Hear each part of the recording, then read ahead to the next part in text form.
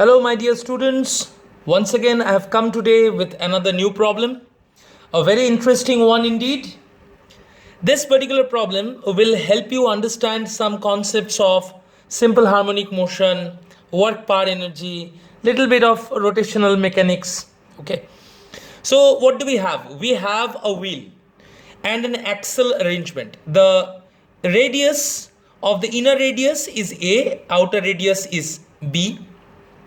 Okay, from the inner radius, from the inner circumference, there a spring is connected whose spring constant is K, and the spring is connected to a rigid support on top, and the wheel at the same horizontal level where the spring is connected, at the same horizontal level, you can see that a string is wrapped, and this string is connected with a mass M. Of course, this particular spring is light and flexible. The string is massless. These are all our basic assumptions. We all know about it.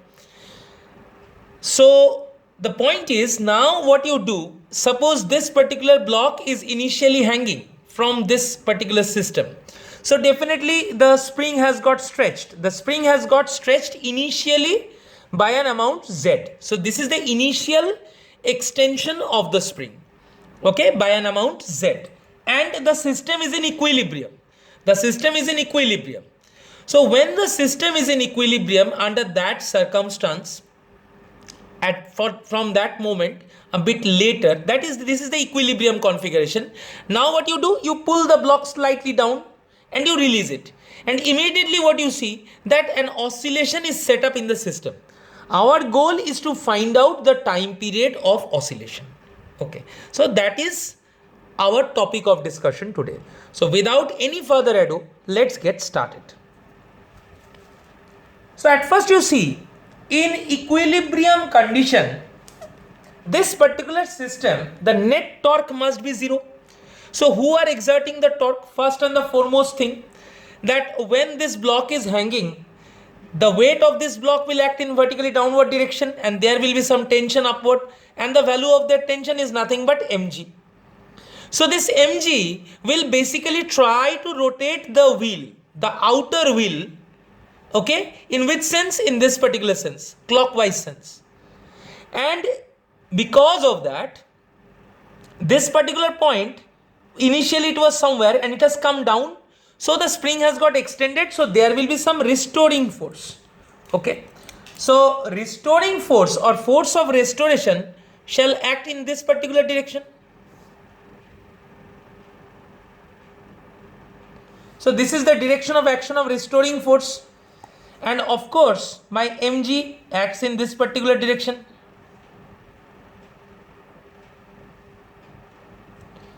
Okay, and there will be force of tension.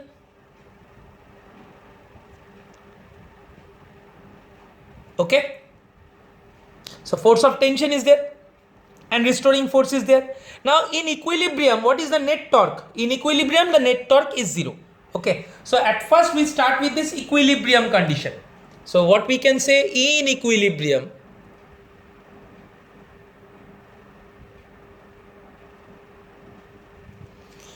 mg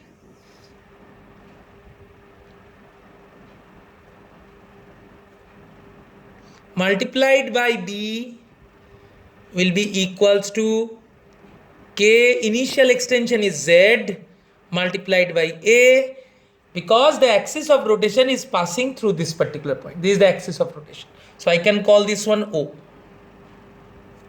So axis of rotation about O is passing through O, so net torque will be 0. So from here, what you can find out? You can very easily find out that kz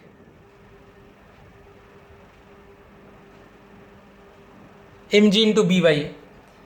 So evidently from here what we can see, that the initial value of energy, now how is the initial energy stored? The initial energy is stored in the spring due to its extension in the form of elastic potential energy. So therefore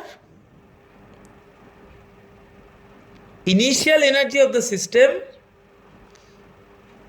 is half k Z square. So this is the initial energy of the system. Now when you pull the blocks down and you release it, what happens? Small oscillations occur. Small oscillations occur. Now we are considering that when the block is rising up, you please see.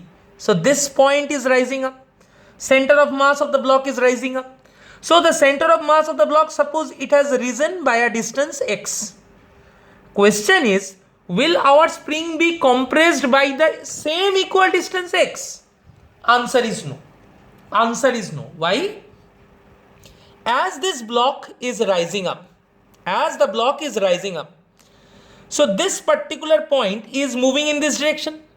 It is moving in this direction, right? Because the pulley wheel is actually, or rather I should say the wheel is basically rotating in anti-clockwise sense. It is rotating in anti-clockwise sense when the block is going up, and when the block goes down, it will rotate in clockwise sense. Now you can consider any of these conditions during its journey. Okay. So this particular point will rise up to here. Now this value of phi has to be very small because we are talking about SHM, simple harmonic motion. So small part of a curve is basically a straight line. Okay, let's not forget that. I have drawn it big so that you understand things with clarity. But this is the flip side. A small part of the curve, and it has to be a straight line. Okay. So when the block goes up, then this point comes here. And this actually the axle is connected with the wheel. So you can see that this point comes here. So it rotates by phi angle. So the spring basically gets compressed by how much? The spring basically gets compressed by how much? Phi can be written as what? So what we can say? We can say phi is equals to arc length. What will be this arc length? This arc length will be x. So we can say x by b equals to this distance by a. Okay. So when the what we can say, when the COM of the block rises up by x, then what we can say? We can say that x is equals to b phi. It implies phi is equals to x by b. So the spring gets compressed. Therefore, the spring gets compressed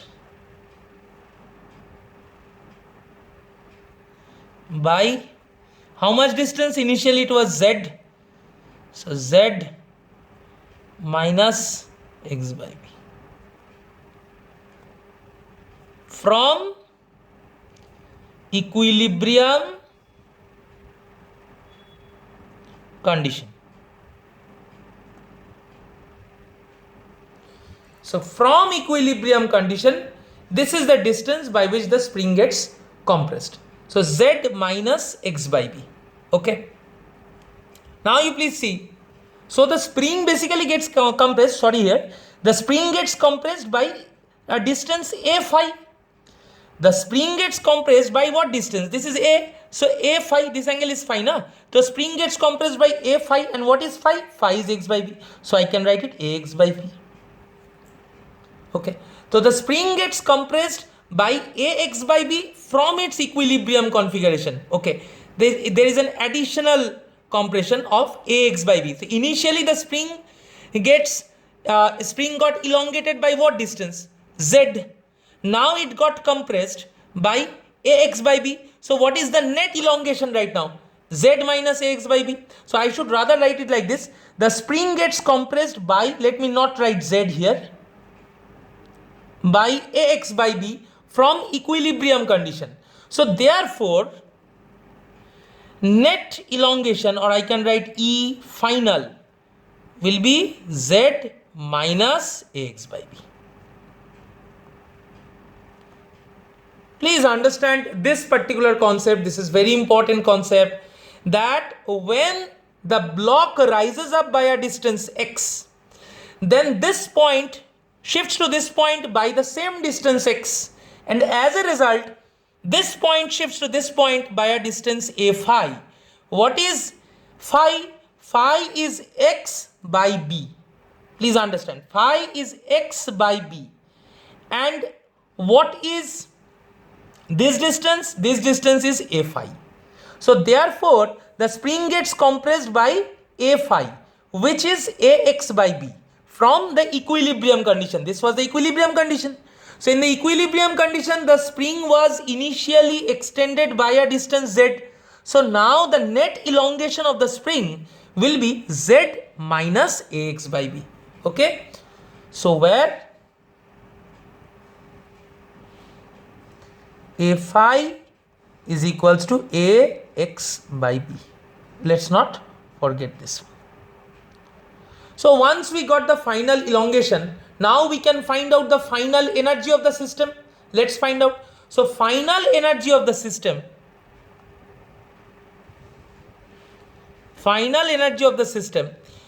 when the block has gone up by a distance x, can be written as, first of all, the block will have some kinetic energy, so half m dx dt whole square. Then this wheel has some moment of inertia. Okay, it is told that the moment of inertia of the wheel is I.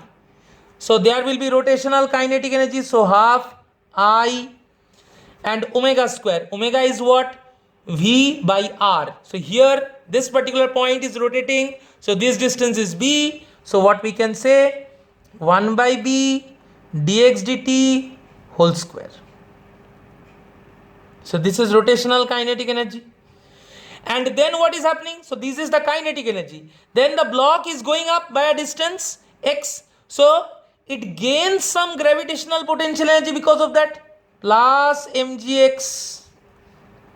And what else? Now the elongation of the spring is by a distance z minus ax by b. Okay. So plus half k z minus ax by b whole square.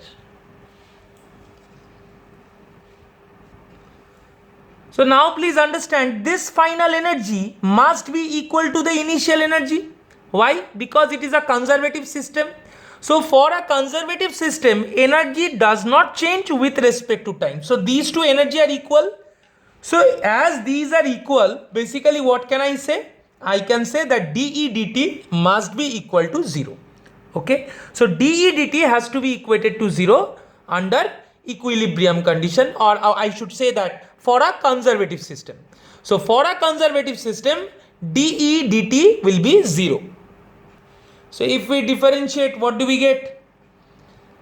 M by 2 dx dt d2x dx dt2 plus I by 2 b square 2 dx dt d2x dt2 plus mg dx dt plus k by 2. First term is z. Now you can very clearly see here, z is mg divided by k, is a constant term. We should not be worried about that. So into 2 into z minus ax by b, and what we can say, minus a by b dx dt, and all this should be equal to 0. All right. So this cancels, this cancels. Then what else do we have? This and this cancels. So what are we getting? Let's see. Okay, so if we rearrange these terms as we got just now, if we rearrange these terms, we will get something like this. Okay, something like this. I have just taken dx dt common. So now dx dt is not equal to 0. So you can actually say that this bracketed term is 0. Okay, so I must write, since dx dt not equals 0. Now please see something what is significant. If you differentiate the energy with respect to time, you get power. And what is power? Power is force into velocity. So this is the velocity term and this remaining is force term. Okay, so as dE dt equals to 0, that means we get that power equals to 0. Velocity is non-zero. So from here we are basically finding out the force equation. So this is your force equation and this was your energy equation. So therefore what we can say, you see d2x dt2, this one, so this is m into a, right, some effective mass. So effective mass into a plus x into this one, effective spring constant. So the whole system has boiled down to a spring block system only. Okay, and time period of oscillation of a spring block system is 2 pi square root of m by k. So here the effective mass is not small m. It is also contributed because of moment of inertia. Okay, so m plus I by b square is serving as the effective mass, and effective spring constant is k into s square by b square. So from here very easily we can find out the time period of oscillation. What will it come? 2 pi square root of m effective. M effective is what? M plus I by b square whole divided by k effective. What is k effective? K effective is k into a square by b square and this whole thing square root.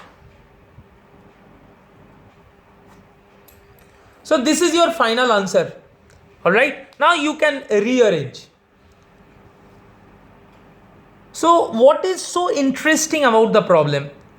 The most interesting part of the problem is this. This entire complicated diagram, as you can see, this complicated diagram has literally boiled down to this.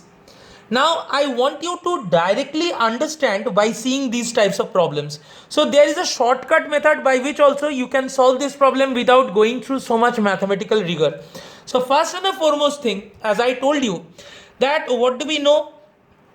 That M effective is actually the net mass. So total mass, that is the mass contributed by the translating mass, which is small m, plus the mass which is contributed because of the moment of inertia. So I by b square.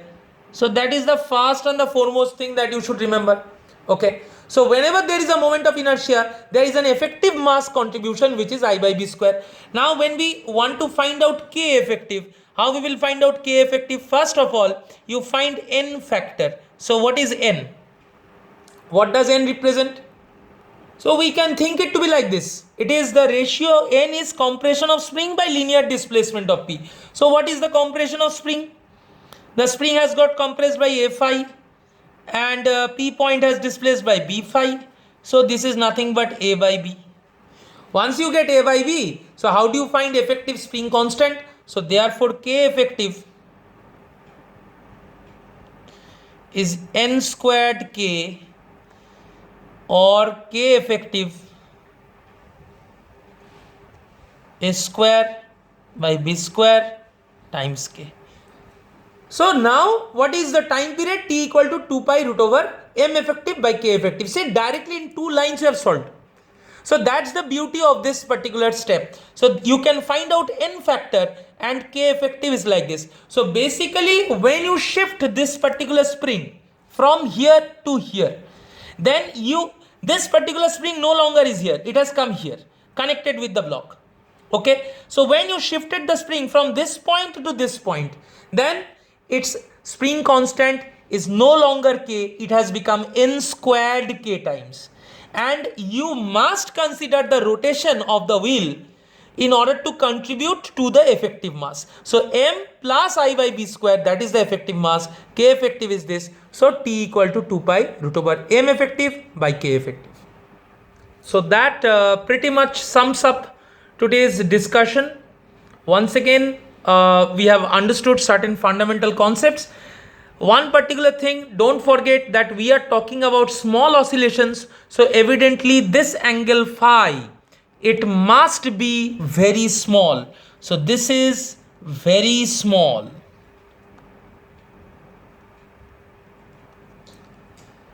So I hope this particular problem has cleared some fundamental concepts of classical mechanics and you found this problem useful. Thank you everyone.